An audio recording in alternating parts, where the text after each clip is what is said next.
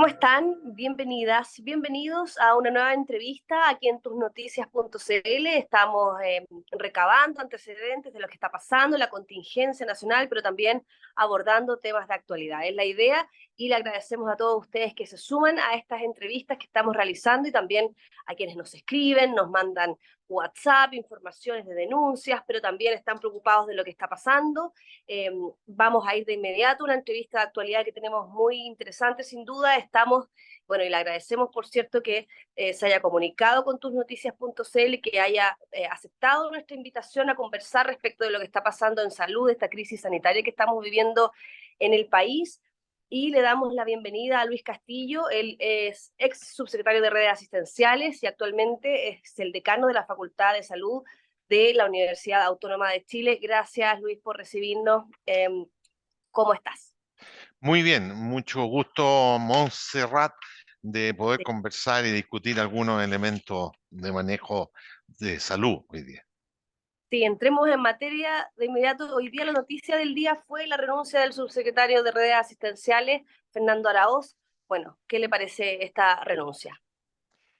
Mira, me parece que eh, puede llegar a descomprimir en salud todo un ambiente que había enraizado y que estaba mucho alterando el enfrentamiento y el enfoque adecuado del manejo de este brote y de esta crisis con los niños y con el virus sincicial.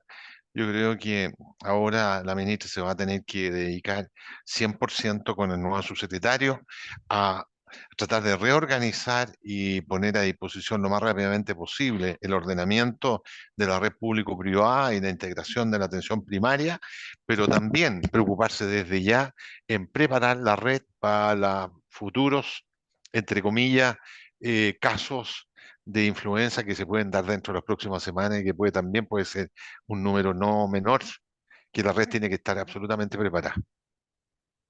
Eh, ¿Quedan saldados entonces los errores cometidos hasta el momento por salud? La ministra, por lo demás, son dos preguntas en una. La ministra eh, será capaz de llevar esta crisis adelante. ¿Cómo la ve usted la expertise que la conoce además?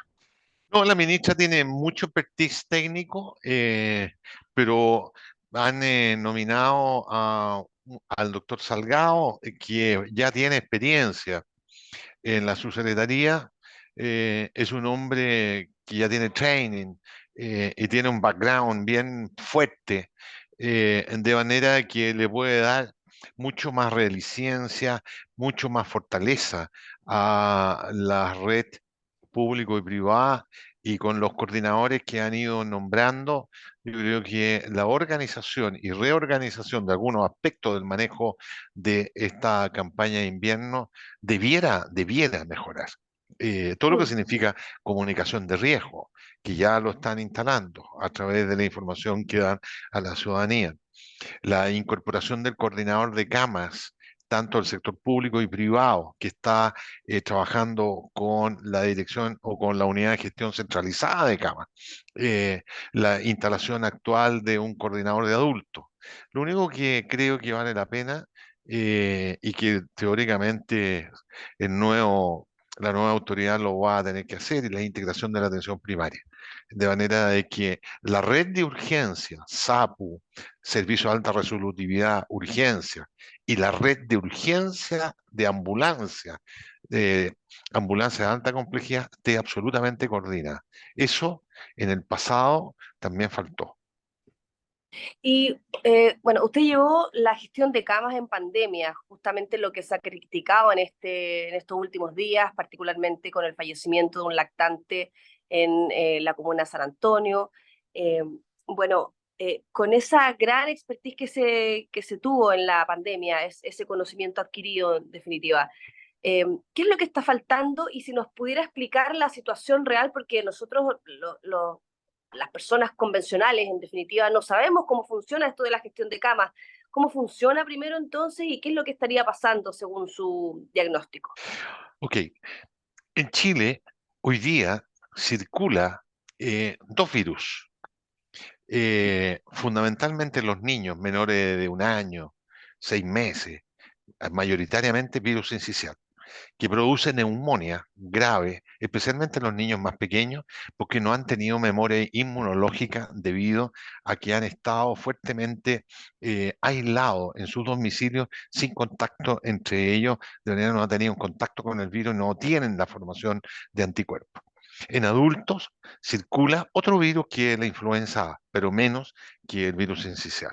COVID está por abajo, poca circulación, C19. La red pública y privada tiene un número de camas y este número de casos de virus sincicial ha producido a nivel nacional, en algunas regiones más, en otras regiones menos, alta tasa de hospitalización, alta tasa de consulta por enfermedad respiratoria y como consecuencia alta tasa de hospitalización por enfermedad respiratoria. El problema que tiene es que esta alta tasa de hospitalización son de alta tasa de hospitalización producto de neumonias graves. Entonces, estos niños requieren hospitalización en áreas de complejidad, cuidado intermedio, cuidado intensivo.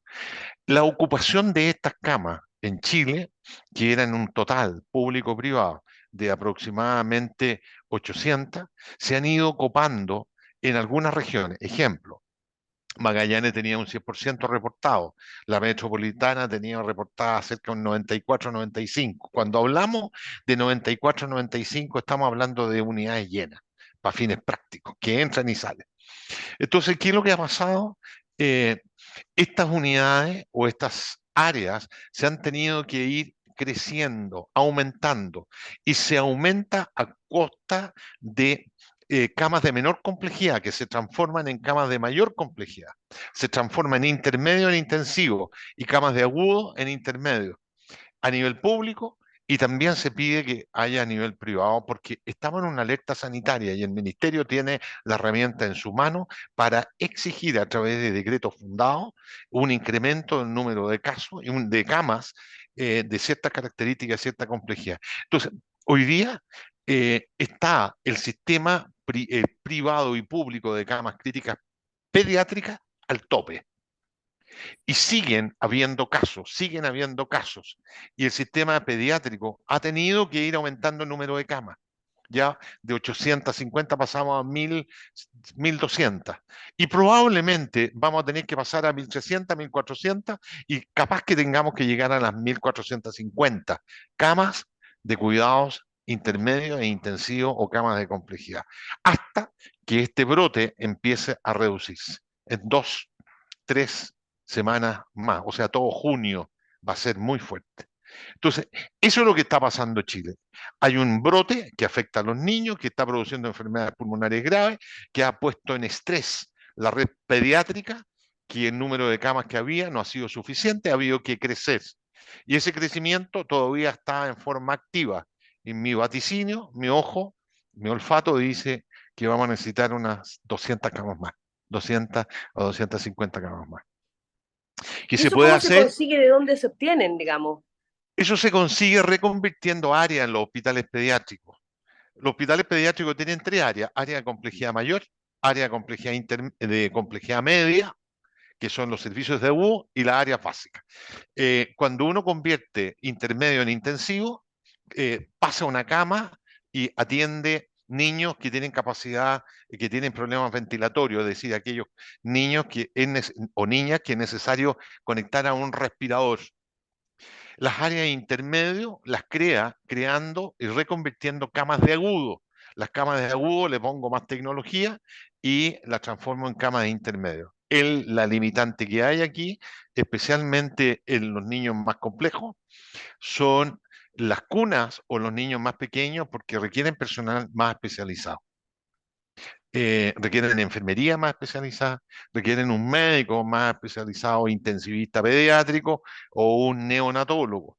Eh, este es el crecimiento de los hospitales pediátricos. Eventualmente se puede transformar áreas o cupos de UCI de adultos en UCI de niños, que sucedió ahora en el Hospital Gran Benavente en Concepción, que rápidamente las unidades pediátricas se vieron llenas y transformaron 10 camas de adultos en 10 cupos de niños críticos graves que pudieron ventilar ahí a 10 niños adicionales.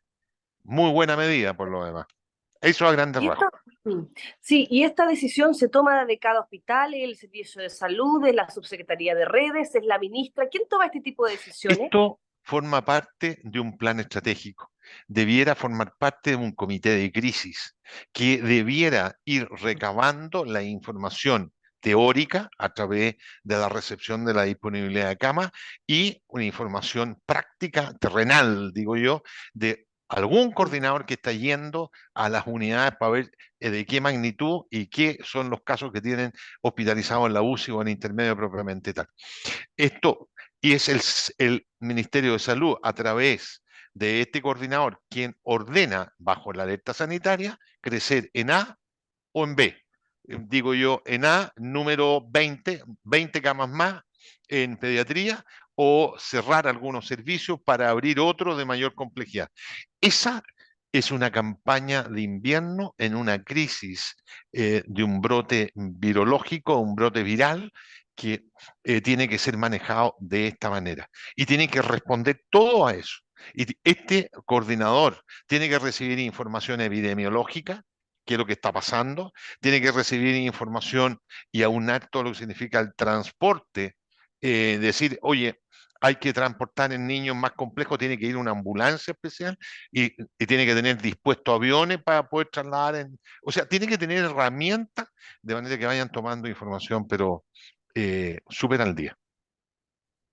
¿Y cuál es la diferencia de lo que ha pasado con años anteriores en esta oportunidad? ¿Por qué estamos en una alza histórica del virus sincicial? ¿Es tan así? Porque todos los años tenemos virus sincicial, lo que pasa es que al parecer no había sido tan grave, o es esto que los niños no sabían, no habían tenido contacto entre ellos. ¿Cuál es la razón? ¿Qué pasó en Chile? Pasó en todo el mundo, exactamente igual. En el hemisferio norte, por ahí por noviembre y diciembre, habían eh, grandes personas, un número importante, aglomeraciones en las esperas de los hospitales americanos o los hospitales europeos, con niños que tuvieron infecciones por virus sincicial, niños que no tenían memoria inmunológica, no tenían memoria ni tenían producción de anticuerpos de defensa y que produjeron una gran presión a los diferentes hospitales pediátricos en el hemisferio norte. Esto nosotros ya lo sabíamos en diciembre, enero, que produjo una gran crisis de salud en muchos hospitales. Y yo recuerdo en Estados Unidos, en el estado de Connecticut, ahí había, pero cualquier cantidad de requerimientos de hospitalización y se vieron desbordados los hospitales. Desde esa fecha, nosotros veníamos diciendo por diferentes medios, muchas veces públicamente, otras veces privadamente, organicen el sistema nacional chileno, porque lo que ha pasado en el hemisferio norte se va a replicar en Chile. Y si nos pilla no organizadamente bien, esto puede tener consecuencias muy deleterias. Una cama no disponible de complejidad a un niño o a un adulto le puede significar la muerte. Es preferible tener 10, 15, 20 camas desocupadas permanentemente, porque eso da seguridad a toda la población. Yo me imagino la desconfianza y el temor que tienen muchas madres que llevan sus hijos que requieran hospitalización y no hay una cama. Eso Mm. produce mucha angustia en la familia. ¿Me entiendes? Por supuesto, ¿no? Y lamentablemente ver que finalmente los lactantes y los niños menores de 5 años están falleciendo por esta causa cuando podría quizás eh, disminuirse un poco la gravedad de la patología y también con la gestión poder resolver un poco esto. Pero hay quienes han planteado, subsecretario le iba a decir, hay todavía, todavía para mí es subsecretario, ¿no? Porque hartos años hay de subsecretario de redes asistenciales. O no Sí, sé si años, pero harto tiempo, ¿no? 2 años, si no me equivoco. 4 años. 4. Ah, perfecto. Fueron más entonces. Y bueno, y se ha intentado, le iba a preguntar, llevar esto, lo que está pasando hoy día, la crisis, o compararla con lo que fue el pic de la pandemia y el dilema de la última cama. ¿Es así o no es tan así la situación actual que estamos viendo? Son situaciones distintas, Montserrat, porque en pandemia el único virus que circulaba era el virus C-19, el COVID, el SARS-CoV-2. no había otro. Y Ujú. tuvimos varios olas, o varios ataques, o varios brotes. Acuérdense que en un momento tuvimos la cepa original y después vino otra cepa y después vino otra cepa, Las eh, mutaciones famosas, las ¿no? mutaciones. Tuvimos una cepa muy mortal, que fue la primaria porque no sabíamos, que afectó mucho a los adultos mayores y después afectó la tercera ola, la segunda y la tercera. Afectaron mucho a adultos jóvenes, pero era distinto, porque ahí la magnitud del problema no era de 1.000 camas, la magnitud del problema era de 4.000 camas, 5.000 camas. Chile, antes de la pandemia, en adultos, tenía 1.200 camas públicas y privadas de cuidado intermedio y cuidado intensivo. Por razones de necesidad, tuvimos que crecer, crecer, crecer y llegar a 4.544 camas de cuidados intensivos. Y tuvieron en ventilación mecánica más de 4.000 pacientes, que es la cifra más elevada que ha tenido Chile en la historia. Pero gracias a Dios nos faltaron respiradores. E incluso hubo respiradores hechos en Chile que manufacturaron, que los pudimos usar y que muchos de ellos incluso se exportaron a países vecinos. No tuvimos problemas, gracias a Dios, de monitores, de Ujú. camas, cáteres clínicos. Y tuvimos disponibilidad de cama siempre que algún caso lo requiriera. Ahora, pero ahí había un comité y teníamos una herramienta organizada, la red de urgencia y la red de transporte terrestre de ambulancias públicas y privadas. Pero Ujú. además teníamos asociado transporte aéreo de la Fuerza Aérea que dispuso un Hércules para transferir enfermos críticos y el Hércules se transformó en una verdadera unidad de cuidados intensivos volante, y que pudimos trasladar permanentemente 4 casos intubados conectados al respirador adentro del avión con cobertura médica. Se trasladaron más de 1.200 casos en el respirador sin ninguna mortalidad. Y ese es un trabajo que hicieron maravilloso los médicos del hospital de la Fuerza Aérea propiamente tal, que trabajó con nosotros todo ese tiempo y trasladó enfermos extraordinariamente graves, pero extraordinariamente graves. Y así pudimos ofrecer disponibilidad, pero es distinto. Eh, Mm. es una cosa distinta porque tuvimos cuarentena, acá no hay cuarentena, tuvimos mascarilla, hoy día se ha incorporado a la mascarilla como recomendación fuerte al uso de la aglomeración, en fin. Yo creo que ¿Llega tarde esa medida quizá o está bien? yo creo que la habría recomendado fuertemente dentro de las comunicaciones de riesgo hace un par de semanas, a partir de hace un par de semanas atrás, sobre todo para evitar contagio de adultos a los niños, a las guaguas, a los lactantes, porque ahí es donde está el problema, el uso de la mascarilla, los lavados de manos, el proceso de vacunación que ha sido muy deficitario. Llevamos un 60% de vacunación de influenza. Creo que este es la tasa de vacunación más baja que hemos visto en los últimos 10, 15 años. Eh, es un tema que la gente tiene que tomar conciencia, que la vacuna contra la influenza es una vacuna que ha sido probada muchos años, es una vacuna segura y que previene enfermedades graves, y evita hospitalizaciones y evita muertes. Pero este tema, especialmente para los adultos, hay que volver a recordarlo permanentemente, porque aún los chilenos no entendemos, por diferentes motivos, que las vacunas pueden efectivamente salvar vidas. Y ya que lo llevé al tema de la pandemia, en ese tiempo la oposición, particularmente el Colegio Médico, por ejemplo, y sus profesionales fueron muy críticos con lo que se estaba haciendo en el gobierno. Sin embargo, otra cosa es con guitarra, como se diría quizá, no sé, ¿cómo lo ha visto usted? ¿Cómo les ha tocado a ellos? ¿Y cuál es el análisis que haría de la gestión en este momento? Y también cómo se sintieron con tanta crítica que recibieron en su momento y lo que sucede hoy día. Bueno, yo escuché en su momento críticas descarnadas, eh, muy filosa, muy acérrima, la gran mayoría de las veces sin un sustento ni un fundamento.